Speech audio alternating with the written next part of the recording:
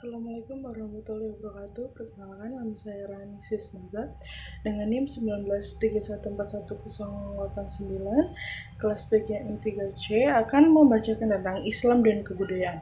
Yang pertama yaitu kebudayaan, pengertiannya, unsur dan fungsi. Pengertian kebudayaan yang pertama adalah kebudayaan adalah suatu keseluruhan yang terjadi dari unsur-unsur yang berbeda seperti pengetahuan, kepercayaan, seni, hukum, moral, adat, istiadat, dan segala kecakapan yang diperoleh manusia sebagai anggota masyarakat. Lalu ada yang kedua yaitu warisan sosial atau tradisi. Lalu yang ketiga adalah cara, aturan, dan jalan hidup manusia.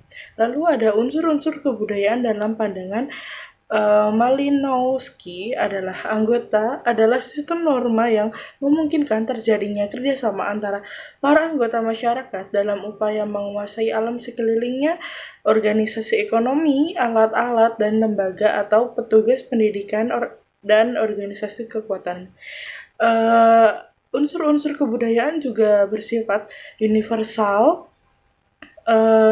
Antara lain itu sebagai perlengkapan dan peralatan hidup manusia, mata pencaharian hidup, lalu sistem ekonomi, sistem masyarakat, bahasa, kesenian, sistem pengetahuan, religi atau sistem kepercayaan. Kebudayaan juga berfungsi selama anggota masyarakat menerima sebagai petunjuk perilaku yang pantas, dan kebudayaan merupakan hasil karya, cara, dan cita-cita masyarakat yang memiliki unsur-unsur tingkat dan kegunaan.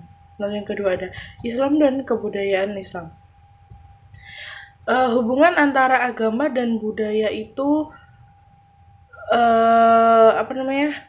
dapat dibedakan, tetapi tidak bisa dipisahkan. Untuk agama itu bernilai mutlak, tidak berubah, tidak akan pernah berubah waktu dan tempatnya. Tapi kalau kebudayaan itu sekalipun berdasarkan agama itu bisa berubah dari waktu ke waktu, tempat ke tempat.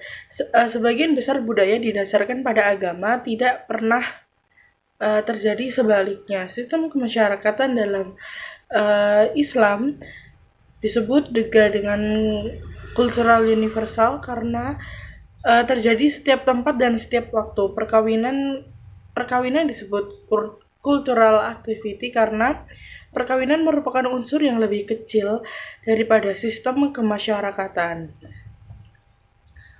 Lalu ada Islam dan ketiga ada Islam dan kebudayaan Arab. Ciri-ciri utama tatanan Arab pra-Islam adalah mereka menganut paham kesatuan, memiliki tata sosial politik yang tertutup dengan partisipasi warga yang terbatas, mengenal hierarki sosial yang kuat, kedudukan perempuan yang cenderung direndahkan.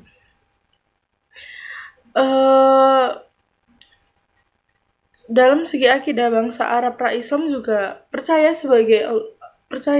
kepada Allah sebagai pencipta dalam Quran surat Al-Luqman ayat 25 dan Al-Ankabut ayat 63. Sumber kepercayaan tersebut adalah risalah Samawiyah yang dikembangkan dan disebarkan di Jazirah Arab, terutama risalah Nabi Ibrahim dan Nabi Ismail. Kemudian bangsa Arab pra-Islam melakukan transformasi dari sudut Islam yang dibawa oleh Muhammad dalam bidang hukum. Bangsa Arab pra-Islam menjadikan adat sebagai hukum dengan berbagai bentuknya. Dalam perkawinan mereka mengenal berbagai macam perkawinan seperti istibda, lalu poliandri, maktu, dan sigar. Lalu ada Islam. Yang keempat ada Islam dan kebudayaan Indonesia. Yang pertama ada persentuhan Islam dengan kebudayaan Melayu dan Jawa.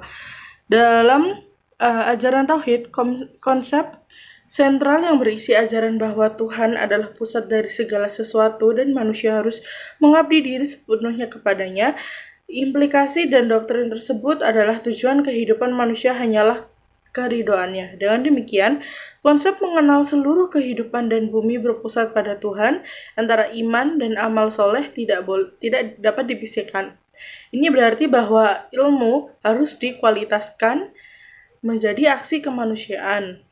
Indonesia juga pernah mengalami dualisme kebudayaan, yaitu antara kebudayaan keraton dan kebudayaan populer. Kebudayaan istana atau budaya keraton dikembangkan oleh abdi dalam atau pegawai istana, mulai dari pujangga sampai arsitek. Raja berkepentingan menciptakan simbol-simbol tertentu untuk melestarikan kekuasaannya. Lalu meskipun dalam keraton terdapat pengaruh Hinduisme, tetapi Islam pun cukup berpengaruh di dalam segmentasikan kekuasaannya. Lalu ada yang kedua, inovasi dan pengaruh Islam dalam sastra, seni, dan arsitek.